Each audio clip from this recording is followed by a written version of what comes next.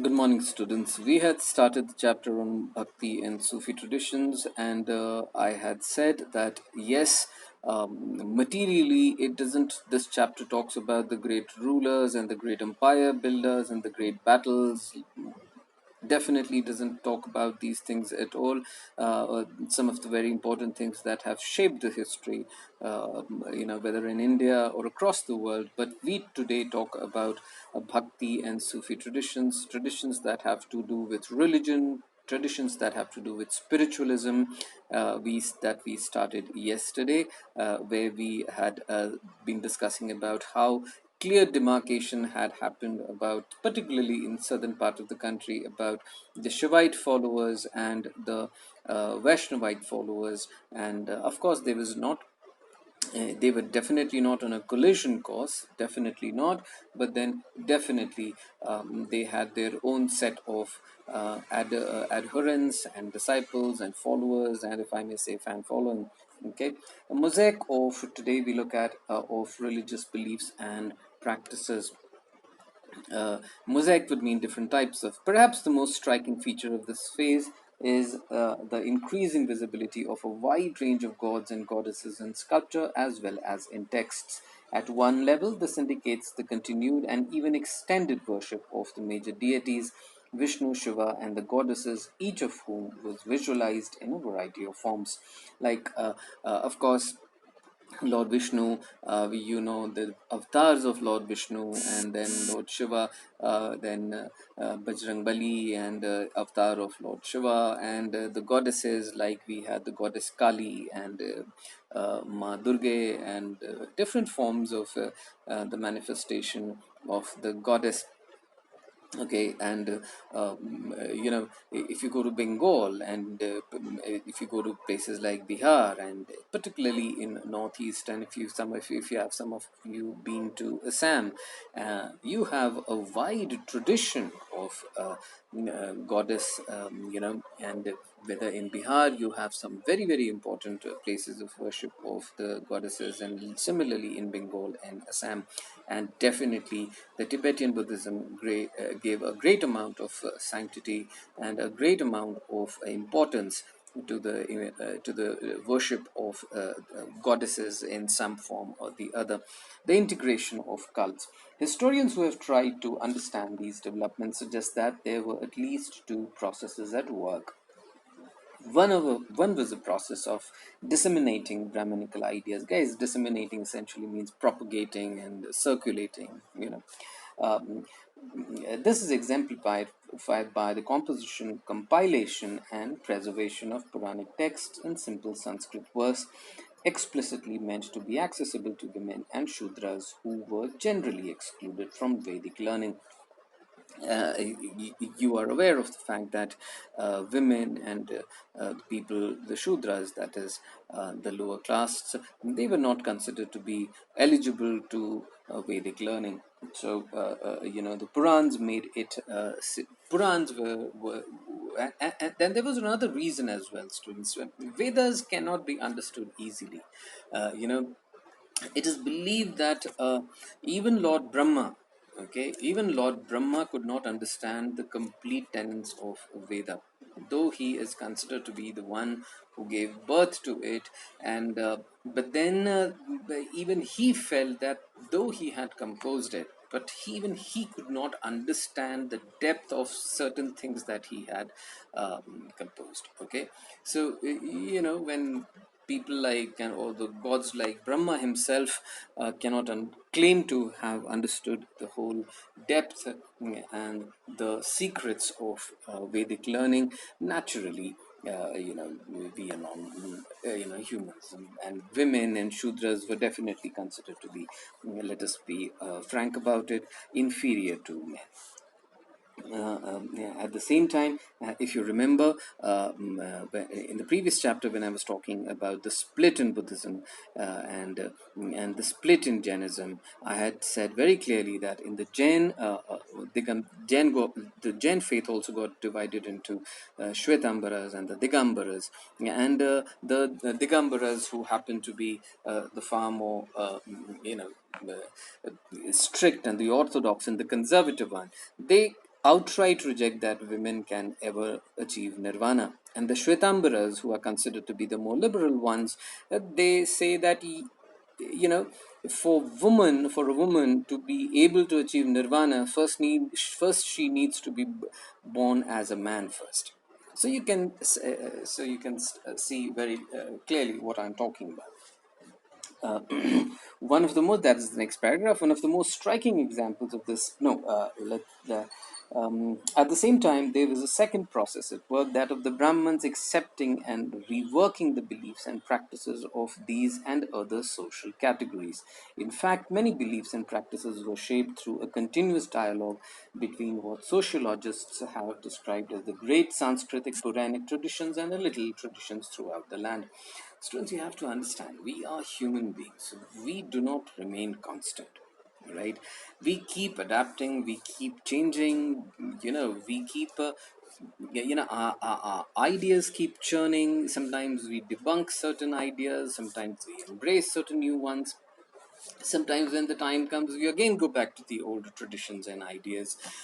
So that's how what we humans are. So now, and because we happen to be such an old civilization, after hundreds and thousands of years, there were a lot of Brahmins. And not just that, people, you have to understand, Brahmins have, we always considered them to be the villains of this whole Varna system, that they were particularly keen about preserving the knowledge and the ancient learning.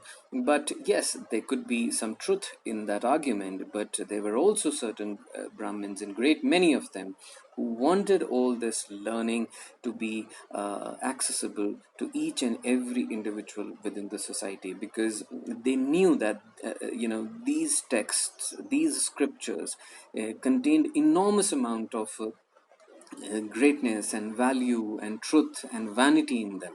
And so that is why they wanted to ensure that every member within the society had access to all this. Okay, so there were, now this is what it is talking about, there were certain great Sanskritic Puranic traditions and little traditions throughout the land. Guys, for example, let's pick up a festival like say Karva Chauth, right? Now Karva Chauth was always celebrated by women in certain parts of India. Okay, it was not celebrated everywhere. Though today it is kind of, yes, a lot of people have started celebrating it, but it would be considered as part of the little tradition, okay, or a smaller tradition. Like for example, in Kerala, if you go to Kerala, you see that Vali, that is the avatar of Vishnu, if you remember, he had banished one of their great kings to the Netherlands, that is not Netherlands, but then जिसको आप कहते हैं patal lok, to the underworld, that is. Yes, so he had banished them, and so one day in a year, that is once a year, the Keralites pray, because they believe that their great king actually was allowed, that to he could emerge from the underground once in a year, and he could come on the ground, breathe the fresh air, look at the sun, see the brightness of it, and enjoy the scenery and the trees and everything. Okay, so they have a particular festival which is dedicated to that. Okay, now those traditions are confined to Kerala only. Definitely, you would not find those traditions in Uttarakhand or in Himachal for that matter. And similarly, you would be having certain traditions which are typical and particularly adhered to by the people in, say, Himachal or Uttarakhand, or in certain, mountainous areas, similar mountainous areas, and no one would have heard about them in Madhya Pradesh. So these are smaller or little traditions, but the great traditions would be things like, say, Diwali. It is, or Navratri. That is, during Durga Puja, every part of India celebrates it in some way or the other. Gujaratis would be doing it in one way or the other. In the UP, Bihar, Bengal, they would be doing it in certain other ways. But this way or that way, everyone is celebrating them. There are certain cultures that we all follow, like whether it comes to even marriage customs for that matter.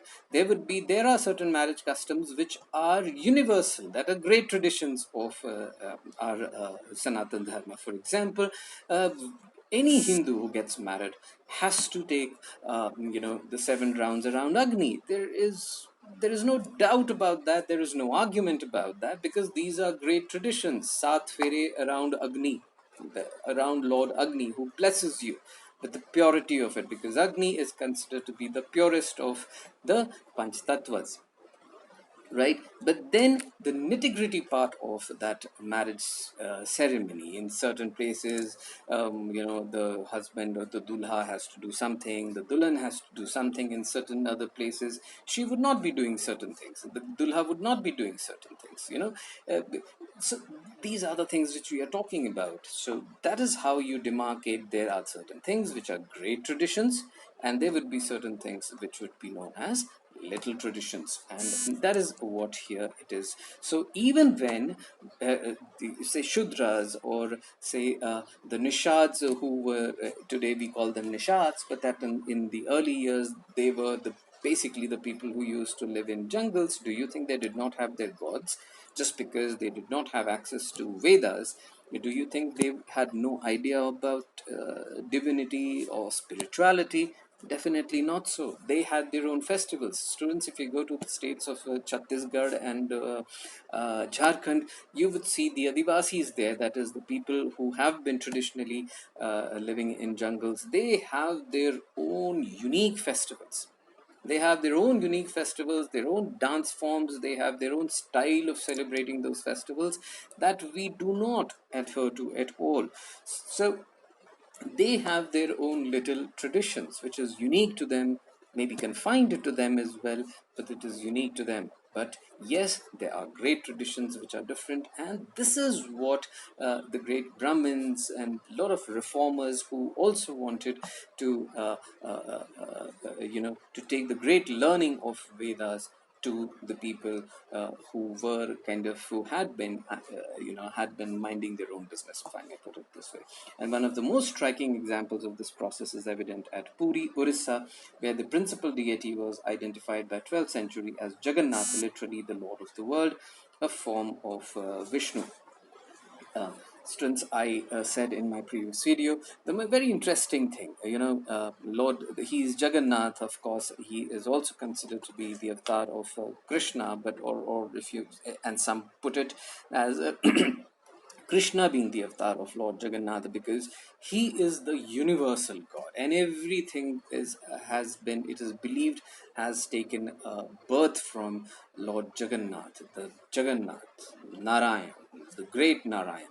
Okay, so and interestingly, if you go to the temple of Lord Jagannath in Puri, you see that Lord Jagannath, in their own tradition, they have their own very unique tradition where Lord Jagannath is without his limbs. He does not have his hands. He just stands there without his hands, just draped around silk cloths and cotton cloths, but he doesn't have his hand. And very interestingly, which is very, very unique to their culture, that is it. These statues of Lord Jagannatha and Subhadra, his sister, and Balram, his brother, these statues, they are changed once every 12 years. Now, this is very unique to them, this tradition. Now, can you think about any major temple anywhere in India where periodically or during fixed intervals they change the complete statue? Definitely not. The statues that, in fact, the pujari would take a great pride in boasting that ye murti 800 saal purani hai, and this murti ye 500 saal purani hai, and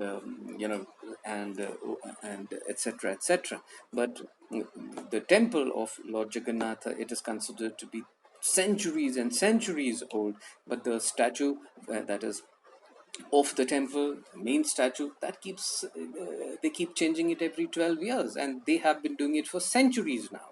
So guys, this is what we are talking about: uniqueness in in the geography of India. Thank you.